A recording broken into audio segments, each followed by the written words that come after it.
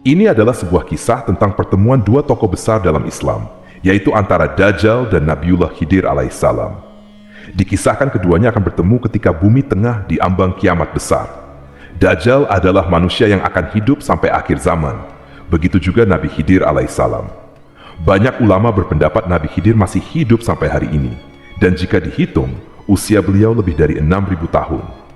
Dikisahkan, Dajjal memenggal kepala Nabi Khidir ketika keduanya bertemu di hari kiamat. Lalu bagaimanakah kisahnya? Untuk itu di video kali ini, kita akan membahas tentang kisah pertemuan Nabi Khidir dan Dajjal di akhir zaman. Assalamualaikum warahmatullahi wabarakatuh, sobat beriman yang dimuliakan Allah. Semoga kita selalu dalam keadaan sehat walafiat. Amin ya rabbal alamin. Sepanjang sejarah kehidupan manusia, dari Nabi Adam hingga hari kiamat nanti, hanya Dajjal lah yang memiliki kemampuan menipu dan membuat fitnah terbesar sepanjang sejarah. Sampai-sampai Nabi pernah bersabda, tidak ada satupun makhluk sejak Adam diciptakan hingga terjadinya kiamat yang fitnahnya lebih besar dari Dajjal. Jika Dajjal sudah muncul, artinya saat itu bumi telah diambang kiamat kubro atau kiamat besar. Saat ini, Dajjal sedang dipenjara di suatu pulau dan menunggu untuk keluar. Tahu gak teman-teman, apa yang ditunggu Dajjal ini? Dajjal ini menunggu bumi kita mengalami musim kemarau parah selama 3 tahun. Ini bukanlah musim kemarau seperti sekarang-sekarang ini. Saat itu adalah masa yang sangat sulit teman-teman. Tanaman gagal panen, hewan ternak pun banyak yang mati karena tidak ada air sama sekali yang menetes ke bumi. Tanah menjadi luar biasa kering dan tentunya suhu menjadi sangat panas. Pada tahun pertama musim kemarau, Allah Subhanahu wa Ta'ala perintahkan langit untuk menahan sepertiga dari hujan dan perintahkan bumi untuk menahan tanamannya agar tidak panen dan berbuah. Kemudian di tahun kedua malah semakin parah, 2/3 tanaman pun ditahan. Di tahun ketiga seluruh air dan tanaman ditahan.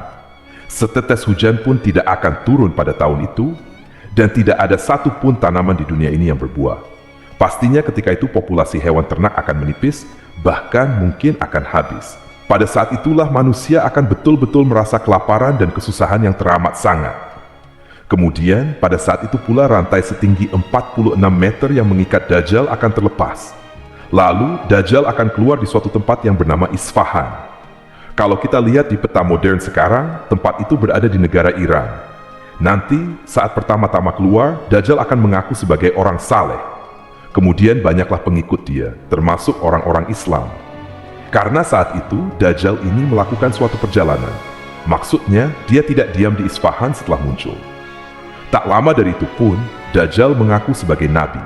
Pada saat dia mengaku nabi, maka orang-orang Islam banyak yang meninggalkannya.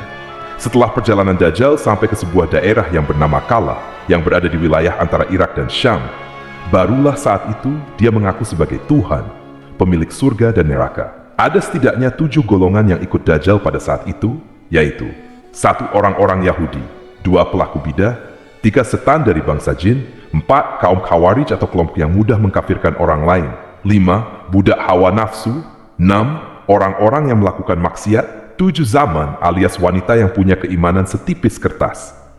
Buat wanita, ini agak bahaya nih teman-teman, karena pada saat itu terjadi kekeringan atau kemarau dan hanya Dajjal yang sanggup menurunkan hujan.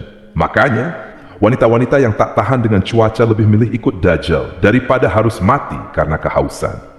Nabi Shallallahu Alaihi Wasallam pernah bersabda, Dajjal akan turun ke Markona, mayoritas pengikutnya adalah wanita. Sampai-sampai ada seorang yang datang ke istrinya, ibunya, putrinya, saudaranya, bibinya, kemudian mengikat mereka karena khawatir akan didatangi Dajjal. Dajjal menebar fitnah sekaligus mencari pengikut. Hanya 2 kota saja yang Allah Subhanahu wa Ta'ala lindungi supaya Dajjal dan para pengikutnya tidak bisa masuk, yaitu Mekah dan Madinah. Hebatnya lagi teman-teman, Dajjal mengelilingi seluruh bumi hanya dalam waktu 40 hari saja.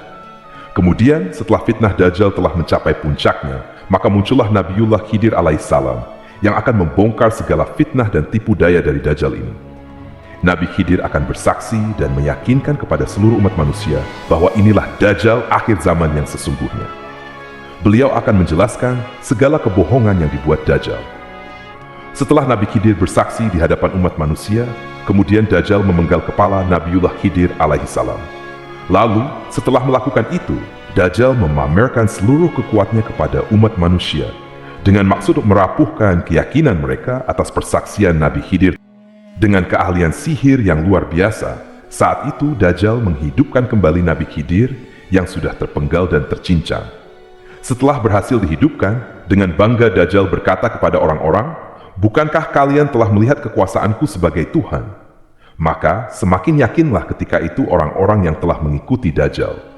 Mereka jadi betul-betul percaya bahwa Dajjal yang ada di hadapan mereka itu adalah Tuhan. Lalu Nabiullah Khidir kembali menentang kesaksian atau perkataan Dajjal tersebut. Beliau berkata, "Wahai umat manusia, dia tidak akan melakukan hal seperti ini kepada seorang pun setelah aku." Kemudian Dajjal memenggal lagi Nabi Khidir untuk yang kedua kalinya. Namun, atas izin dari Allah Subhanahu wa Ta'ala, ketika itu Dajjal tidak mampu membunuhnya dengan cara yang sama. Bahkan pedang atau gergaji pun tidak sanggup untuk membunuh Nabiullah Khidir alaihissalam. Kemudian dikisahkan, Dajjal pun melemparkan Nabi Khidir ke neraka. Terakhir, di dalam hadis dijelaskan, orang-orang yang menyaksikan itu mengira Nabiullah Khidir betul-betul dilemparkan ke neraka. Namun, Rasulullah pun segera menegaskan bahwa sebenarnya Nabi Khidir dilemparkan ke surga Allah Subhanahu wa Ta'ala. Derajatnya mulia dan ia menjadi syuhada di sisi Allah Subhanahu wa Ta'ala. Setelah kejadian itu, barulah sebagian umat yang masih ragu menjadi yakin dan segera berbayat kepada Imam Mahdi. Rasulullah bersabda, "Pria ini adalah orang yang derajatnya paling dekat denganku sekaligus syuhada yang paling agung di mata Tuhan semesta alam. Ajal Nabi Khidir ditunda sampai ia mengingkari Dajjal." Dua kutipan hadis tersebut berasal dari riwayat Abu Sa'id Al-Khudri. Sobat beriman yang dimuliakan Allah, sebenarnya ada khilaf di antara para ulama mengenai masa hidup Nabi Khidir alaihi salam ini. Sebagian mengatakan bahwa Nabi Khidir telah lama wafat, sementara sebagian ulama lain berpendapat bahwa Nabi Khidir akan terus hidup sampai hari kiamat. Namun, jumhur muhaddisin, yaitu pendapat sebagian besar para ahli hadis, mengatakan bahwa Nabi Khidir masih hidup dan akan terus hidup sampai hari Dajjal keluar nanti. Di dalam Sahih Muslim, ada hadis yang mengisahkan tentang Dajjal yang ketika itu tidak bisa masuk ke kota Madinah. Lalu keluarlah seseorang dari sebaik-baiknya manusia, dan ia berkata, "Aku bersaksi bahwa kau benar-benar Dajjal yang dikatakan Rasulullah kepada kita." Lalu Dajjal berkata, "Bila aku bunuh orang ini, lalu aku hidupkan kembali, apakah kalian masih meragukanku?" Mereka menjawab, "Tidak." Maka Dajjal membunuhnya, lalu menghidupkannya kembali. Namun, berkatalah laki-laki yang dibunuh itu, "Aku semakin yakin bahwa kaulah Dajjal." Maka Dajjal ingin membunuhnya lagi, namun Dajjal tak mampu. Di dalam riwayat Abu Ishaq, beliau berkata bahwa laki-laki itu adalah Nabiullah Khidir alaihissalam. Hadis riwayat Muslim nomor 2938, Syahid. Kemudian, ada riwayat dari Imam Nawawi yang mengatakan bahwa jumhur ulama berpendapat bahwa Nabi Khidir masih hidup, sebagaimana dijelaskan dalam hadis tentang keutamaannya. Mengenai kehidupan Khidir, ini adalah kabar yang syahid. Selain itu, juga dijelaskan bahwa datanglah seorang laki-laki asing mullah ketika beliau tengah wafat. Maka, Sayyidina Abu Bakar dan Sayyidina Ali bin Abi Thalib berkata, "Lelaki itu adalah saudara Rasulullah, yaitu Khidir." Teman-temanku seiman, jika Nabi Khidir masih hidup sampai hari ini, timbul sebuah pertanyaan. Apakah Nabi Khidir menikah dan punya keturunan? Jawabannya adalah tidak. Tidak ada satupun riwayat yang mengatakan bahwa Nabi Khidir menikah dan punya anak. Namun, dijelaskan oleh Imam Nawawi bahwa Nabi Khidir tinggal di laut dan beribadah di laut. Imam Nawawi berpendapat demikian berdasarkan isi surat Al-Kahfi yang mengisahkan Nabi Musa bertemu dengan Nabi Khidir yang sedang beribadah di tengah lautan.